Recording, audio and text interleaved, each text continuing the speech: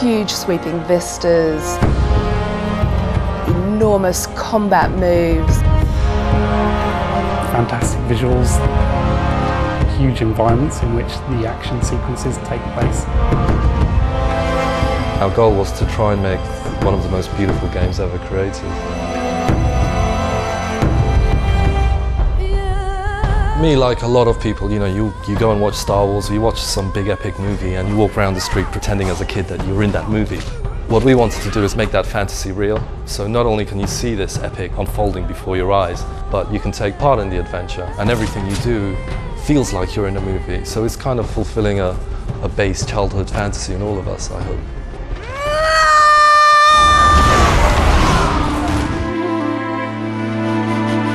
Heavenly Sword is the story of Noriko, our heroine. She is a very powerful, strong young woman wielding an enormous sword.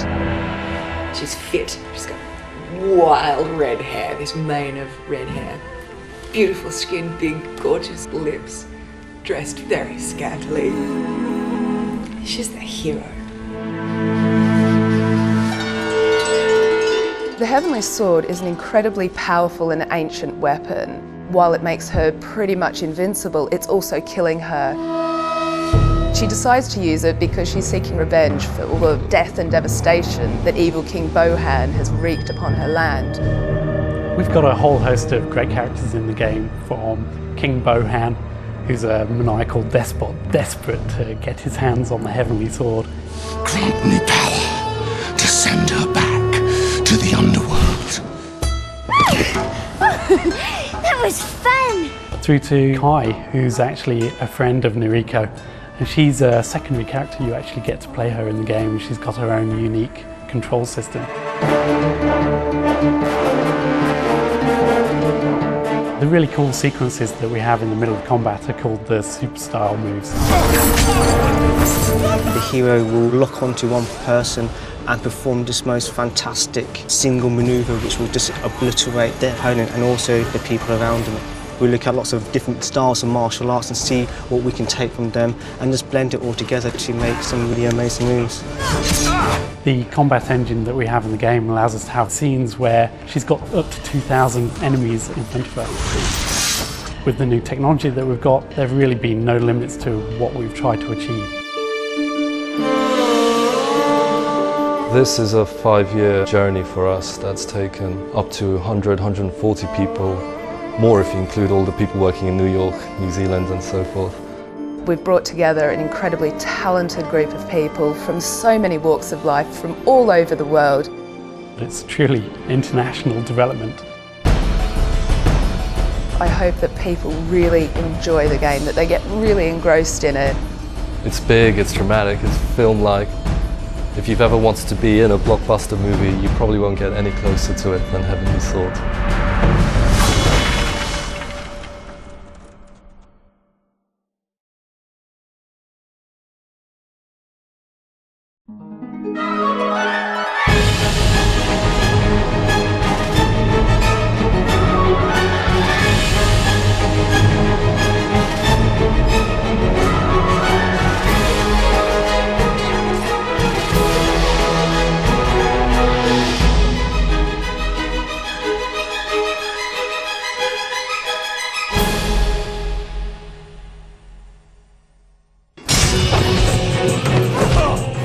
We've always been really excited by Kung Fu films and really over-the-top action movies. That includes the whole genre, from Hong Kong movies to samurai movies to particularly wuxia movies.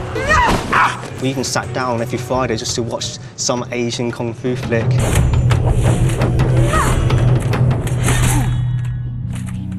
We've got a really amazing concept artist, Alessandro Taini, who created the beautiful concept art that we have.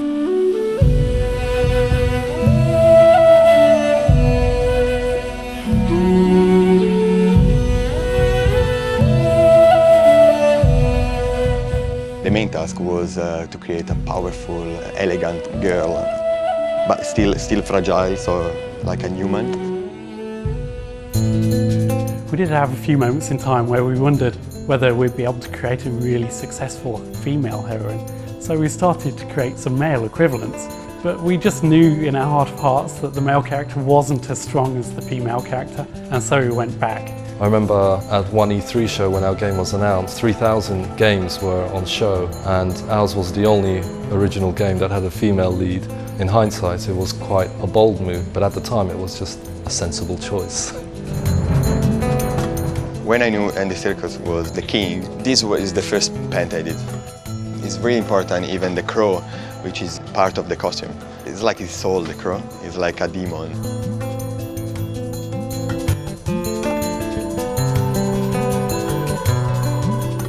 These are the first sketch for Kai, which is the other little girl. The most important thing about Kai is the animation. I wanted something look like a cat and moving like a cat. So this is Kai, the archer. Before we started any in-game animations, we did a little style test.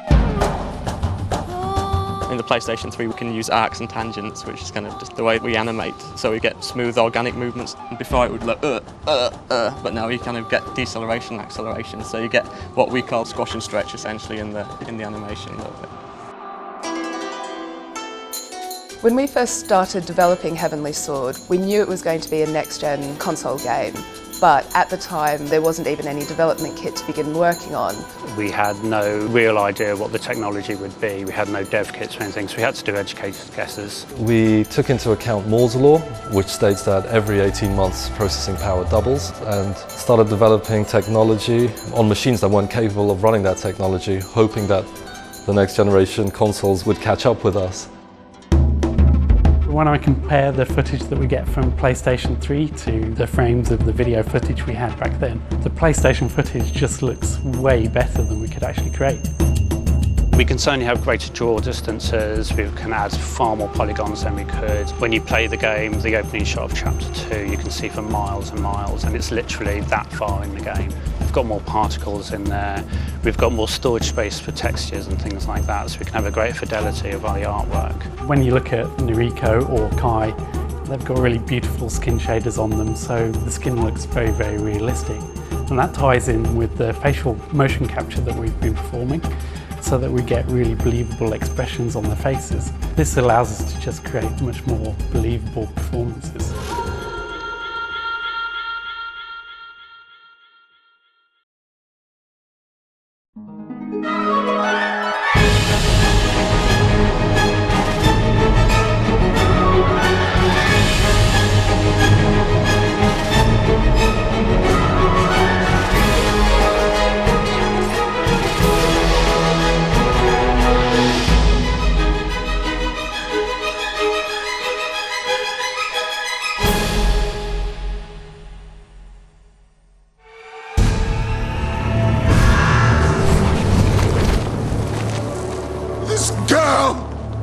This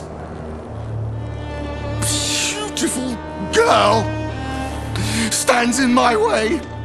We're working with Andy Serkis, who you may know as Gollum from Lord of the Rings or Kong from King Kong.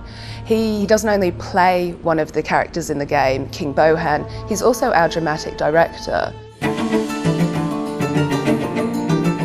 The job of dramatic director it's quite wide-ranging. When you're casting, you have the conceptual artwork, so there's a pre-designed way that the character is going to finally manifest itself on screen, and yet you're trying to find the souls of these characters. Stop playing with her and kill the wretched girl! Oh, you poor little thing. Look! We cast a lot of theatrical actors because we knew that they had what the game needed, which was bold, interesting characters. Initially I was a little bit confused because I don't understand much about the technology. You're very aware that you've got 60 cameras at all times picking up everything from every angle. I mean, there's no place to hide. And you think, well, so I'm a series of dots then. What they are doing is building up an entire virtual map of you and the emotional input and everything that you're giving them. And once you realise that, suddenly you think, well, this is a magic suit, because once I have this ridiculous outfit on, I can purely play and just have as much fun as I can possibly get out of it. Show me some action! The interesting thing about motion capture is how liberating it is for actors, because you can play anything. You're not restricted to your own physicality, your own face. You are allowed, using this medium, to go anywhere. Motion capture seems to really capture the essence of the movement, so much more than what a normal camera usually can. Technology nowadays does allow you to sculpt in the computer very similar to traditional sculpting. When you've seen the actors going through all these extremes of raising eyebrows and frowning, that kind of thing, we have to take that data and do versions of that ourselves. An angry face without these kind of wrinkle marks here on the nose and everything just isn't an angry face. It's only really with the PlayStation 3 development to allow us to have so many shapes to represent the skin, how it slides, how it wrinkles and creases. Stuart takes photos of us and photos of the animation of the character and superimposes them, and then takes what he wants of us and what he wants of the character, which works really nicely with like skin tone and things like that, so that then there's kind of an essence of you. What is your purpose, Noriko, exactly? To die valiantly? To shed blood for a worthless cause, perhaps? Well, whatever it is, it's over.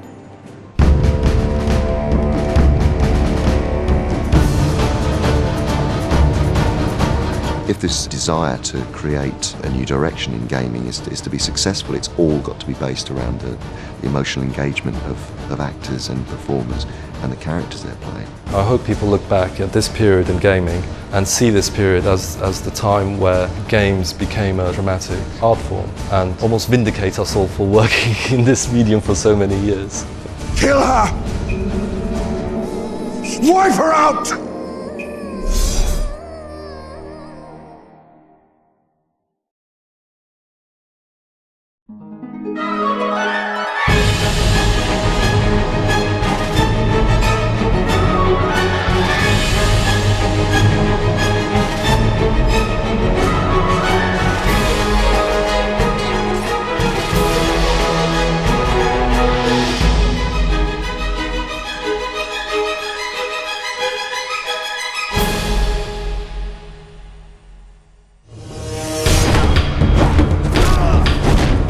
From the very beginning, we wanted to create a huge cinematic experience. Part of that was to create amazing sound effects and Foley. I think sound effects are often the most overlooked area of game audio. They give the player the most information and the most connection with what the character's doing. We hired a Foley artist and we used him to generate all kinds of different sound effects and sound materials.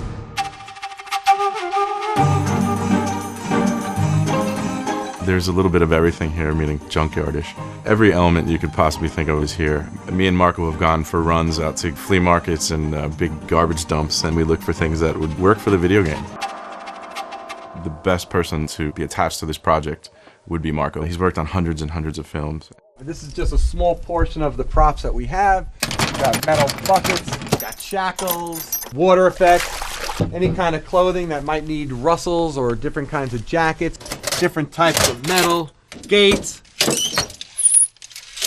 any kind of a sound we have. With a movie, you're starting with a little bit of something and then you either add to it or you sweeten something or you replace it. With a video game, you need to do everything. If you don't make it, you don't have it. We get movies from Tom and we'll put it up on the screen in the Foley room and we'll play it back a few times and see the motions that she's doing.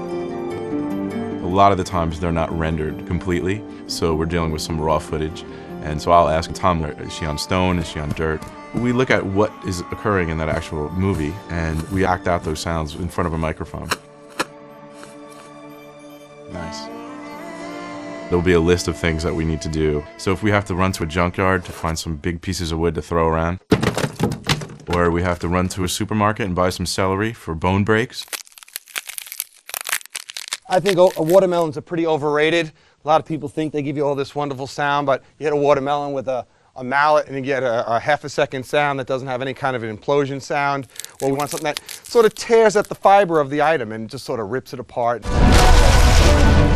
Some of the more challenging things, I think, is some of the sword elements.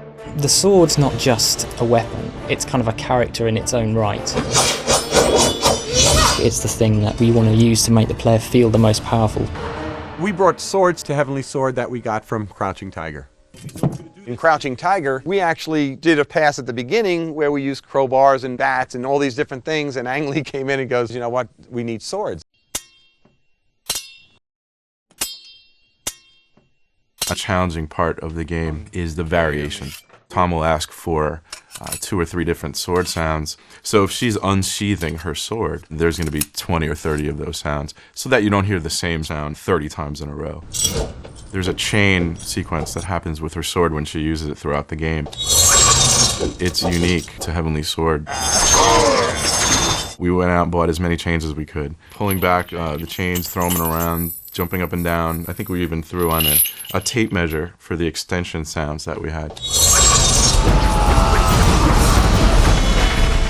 PlayStation 3 is a surround sound environment. Most films don't even go that far. It just adds to the fantasy of playing the game. Your senses are being pulled one way and another. We're trying to make it as an intense an experience as possible without making the player feel, whoa, that's not real.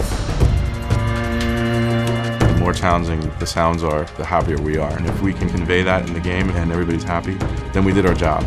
And it makes it that much more exciting and happier.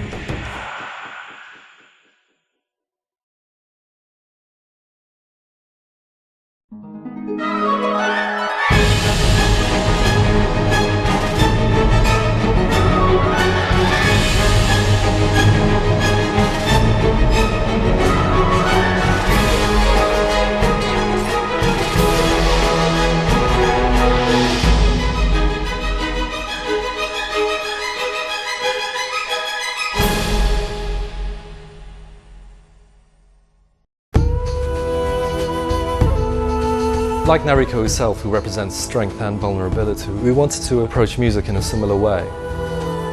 We have our big orchestral soundtrack, but we want to add a more ethnic element and marry those two together. There are actually very few musicians in the world who are experts in both areas. Nitin Sonhi is one of them.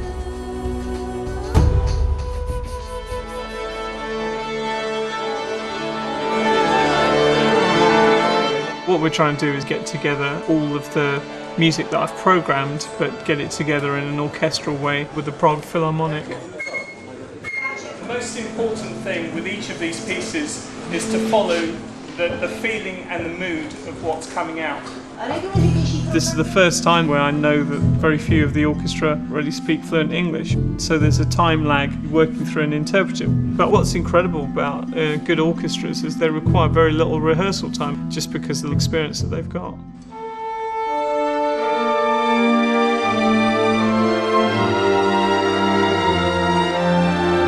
I don't think I would ever conduct my own material. I don't think I would deal with that pressure very well. Stephen deals with pressure very well, and he's been somebody that I've worked with more and more closely over the years. I think he's invaluable.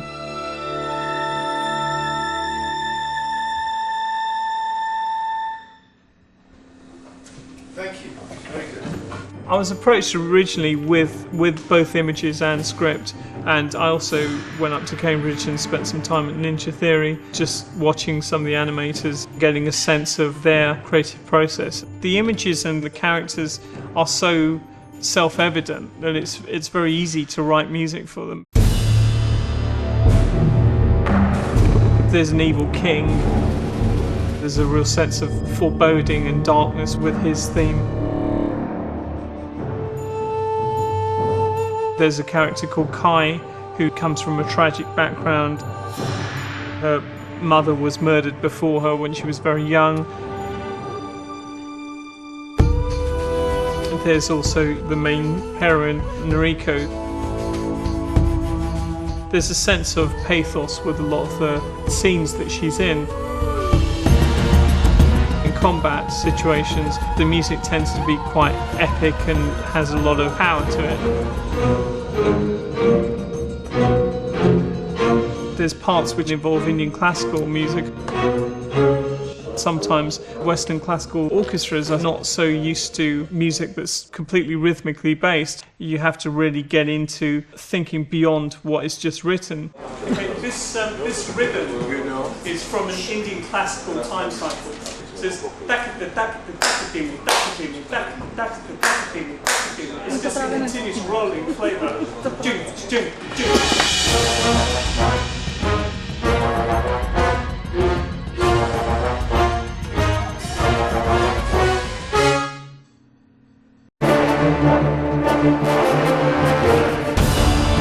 I think definitely the music has a sense of excitement to it and an energy that infuses it with a sense of momentum. So that's really what I was after. To me now, PlayStation 3 and Heavenly Sword have kind of produced something that is more like an interactive film. But I never really thought it could get to this level.